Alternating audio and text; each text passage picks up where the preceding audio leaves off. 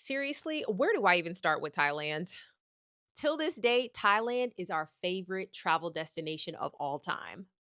I seriously cannot say enough about the beauty of this country. It is breathtakingly gorgeous. And the people are so friendly and kind. It is the most accommodating country we've ever traveled to. And there's something to do for everybody. Like, there is nothing you can't do in Thailand. There is nothing you can't see. That country is so impressive.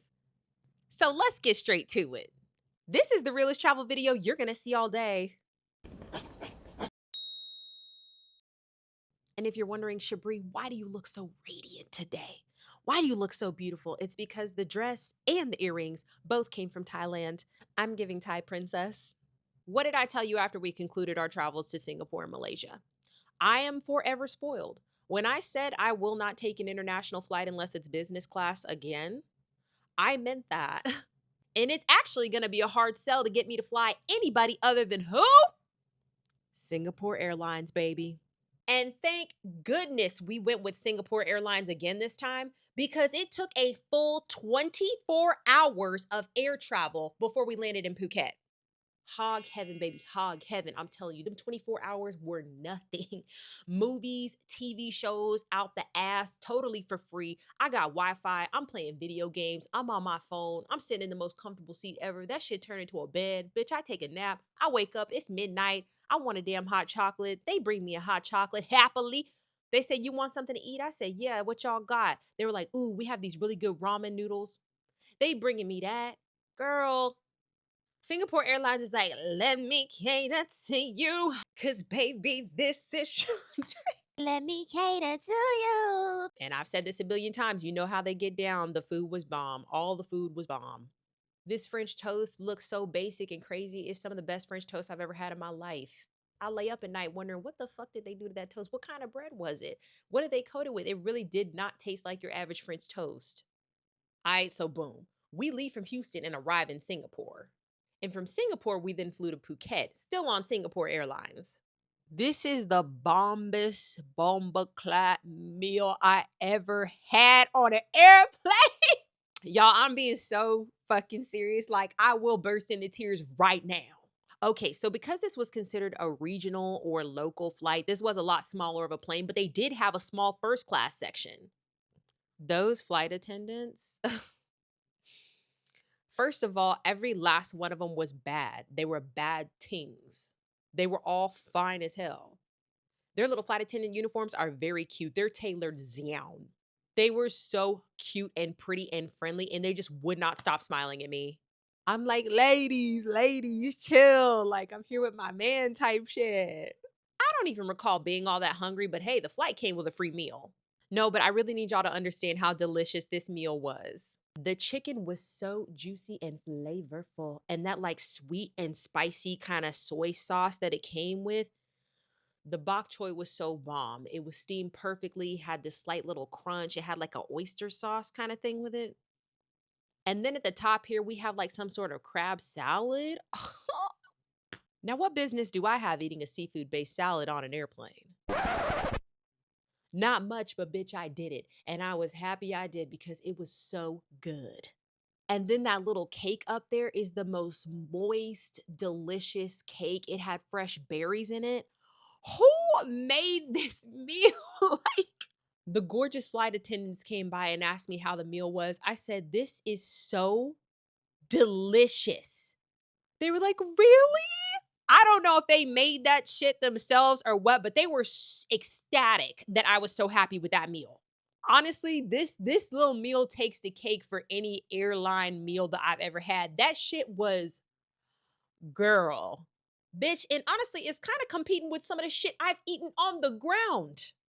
So after that quick flight and that delicious meal, we finally landed in Phuket.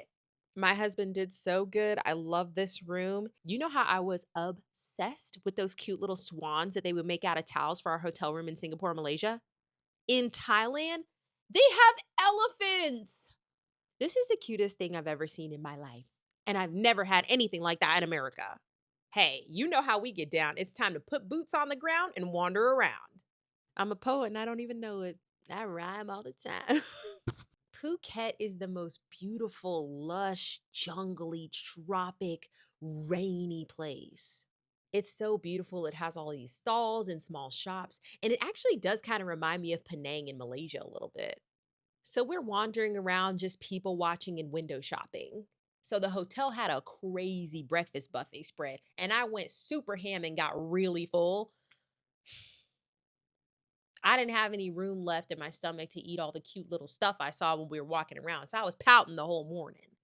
One thing I was really surprised to see is how like smaller vehicles such as mopeds and motorcycles and scooters, how they way outnumber cars. Listen, y'all are built different over there because when I tell you everybody and they grandmama, and this is not an exaggeration, everybody and their grandmother are on some sort of two-wheeled contraption. I'm talking no helmet. No closed-toed shoes either. It's flip-flops or nothing out there.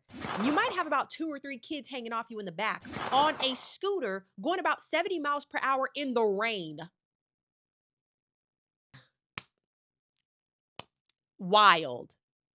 I mean, and I'm talking everybody young to the elderly, very, very elderly. In the vein of transportation, another thing that perplexed me is why are there so many different categories of gas? What's the deal with all the different gas prices? They have like 7 different prices, 7 different types of gas. I mean, in the United States, we have regular, premium, and diesel. The gas, the display for the gas prices, there were so many different categories of gas. I'm like, help a brother out. What is all this? Everybody is so friendly in Phuket. We were just walking along the street and so many people were like honking and waving. I would wave back and these people looked so genuinely happy. It was really cute. Girl, and don't let me be walking by and somebody says hello and I hit him with a Sawadee Ka. Oh, honey, you would have thought I was royalty. Thai Princess Diana. So, first item on the itinerary is to go see the big Buddha statue. So, instead of Uber in Thailand, they have Grab. To get to the big Buddha, we order a Grab and we meet up with the coolest driver. Girl, the man had a massive van with leather throne seats, plexiglass floors with mood lighting, a goddamn mini fridge. I said, wait a minute, is this Grab premium? And it was the fraction of a price of somebody picking you up in their hoopty in a regular Uber in the United States. Why the fuck was that so nice for how cheap it was? I said, whoa, whoa, hold up. No, we didn't order. Hey, we trying to charge me. And he was the homie. He gave us this little card. He said, don't worry about booking it through the app. You could just text me on WhatsApp and I'll come pick you up. I'll even give you a better rate. Oh, this is the connect. So this is my outfit for the day. You know, a little slight serve. Give it up for hubby with the photo skills. I thought it was pretty appropriate, right? Tropical, humid, it had just rained. I'm just chilling. Hey, babe, how about the moment I step on the premises, I'm already getting handed a shawl and a skirt to protect my modesty. This aligns perfectly with my brand of being an international baddie. They must have heard about me from Singapore. I'm not new to this, babes. I'm true to this. And it's going to give, I'm going to serve, I'm going to slay every time. Oh, this is really making me miss my small fro. Please, let's pause and look at this perfect hair day I'm having. The way that sea air hit my fro. This is how I know I'm meant to be in Thailand. Look at how perfect my hair looks.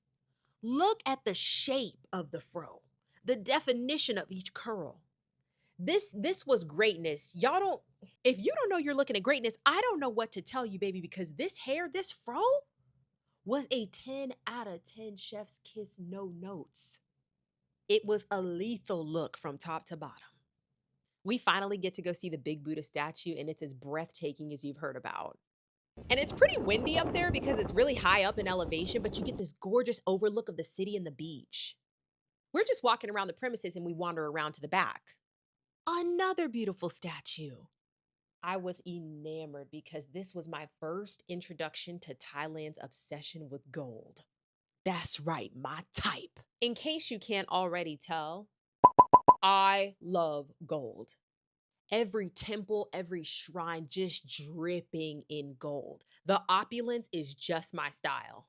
This was a really fun cultural moment because in the Western world, the way that we perceive gold, it's almost really flashy, right? But that makes it such an interesting juxtaposition with a humble religion like Buddhism. I think the imagery is gorgeous. After we finished up at the big Buddha statue, we went to Patong Beach. The waves were really pretty, they were crazy, but the rain was intense that day. Me and my husband, we loves a rainy day. We get so lucky and we get one really good, heavy, rainy day like every vacation. We are so blessed. Hey, it's popping at Patong Beach. It was bar after stall after shop after restaurant. There was so much to do. I was overwhelmed. My husband all but had to put a muzzle on me the way I was chomping at the bit to go shopping there, but he said the best shopping was in Bangkok, so I held off. So I'm walking around and I stumble across a stand that introduced me to my first love in all of Thailand, the roti pancake. If y'all don't know about these roti pancakes they be having in Thailand, you better ask somebody. Baby, don't even get me started. Okay, listen, it's a warm, chewy, flaky, buttery, slightly crisp pancake, very thin. And on the inside, they have fresh bananas and they drizzled that hoe with caramel on top. Bitch. I tilted my head to the heavens and I swore a solemn vow to myself and the universe that I would have a roti pancake every single day that I was able. No, I was so dead ass. No, I was actually very dead ass. They were so good. I got home. I said, no, no, no, no. I need to know how to make this. I'm jonesing. I'm fiending. Oh my God, I need a roti pancake. I'm literally looking around. I'm flustered. I'm like, I got to get my daily fix. I needed that daily fix. I get a lot of people that ask me, what do you do when you travel to these other countries? Like, how do you plan stuff? This is the way that we like to travel. Pick a destination, some sort of site that you want to see, some sort of activity you want to do, right? Go do the thing. Have a ball, have a blast. From there, proceed to walk in every conceivable direction from that site and just see what the city brings you because you will never be disappointed in the things that you see, the people that you meet, and the experiences you have. But unfortunately, the way that we tend to travel does not always agree with my feet because I am incredibly flat footed. So, to remedy that, we decided to stop and get a foot massage. And this is why Thailand is never beating the allegations of best travel destination because I got an hour-long foot massage for $8 US. I felt so invigorated. They damn near massaged an arch into my foot. Who's doing it bigger and better than Thailand? Please come to the front. We were in these big, comfy leather chairs just melting. And how about this? At the end, they even gave us a head and back massage. Now, let us not forget, I am walking around with this immaculate but very thick fro. Girl, that masseuse went into my scalp with zero hesitation. I said, baby, hold up. Because my husband's fingers come in there and they don't always come out. So after that long day, we had to get some food. We finished the night at this banging restaurant that served the best steak tacos I've ever had. Matter of fact, the best whole bunch of shit I've ever had. When they say let them cook, they're talking about whoever was running that place. Every single thing we ordered was to die for. That shit was so good, we had to run some of those dishes back twice. They were probably like, girl, these big back ass Americans. Yup. Yup.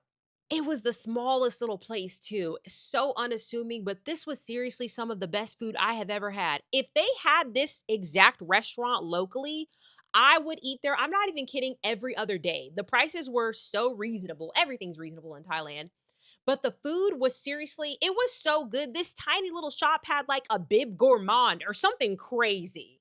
Why was this place serving Michelin star food for like fucking In-N-Out prices? The steak tacos, oh my God. The steak tacos were perfect. Juicy, medium steak, so tender and flavorful, in this sweet and spicy ginger sauce with crispy, cool cucumbers and these peppers that were subtly spicy and very thinly sliced. Oh my God, on top of a grilled flour tortilla. This is perfection. Oh no, we ran that back a couple times. On a whim, I ordered this lamb ravioli. It had this delicious, like curry flavored lamb on the inside. Wow. And then we were having this all alongside a delicious passion fruit orange soda that they made in house. These massive and again, incredibly cheap chili garlic prawns with fried garlic chips on the side. What the fuck? Like, this was the perfect menu. For how diverse these offerings were, everything was prepared so masterfully. I said, hold up, if this is the quality of food in Phuket, I'm about to keep it so cute and petite and tiny and demure and polite at breakfast tomorrow because I'm about to eat this city up. But I did not eat the city up. I did not fuck up the city. There was not a party in my city, yay. Because we experienced a natural disaster of pretty epic proportions. It didn't put a damper on our trip, but this is a story you're going to want to hear. Come back tomorrow.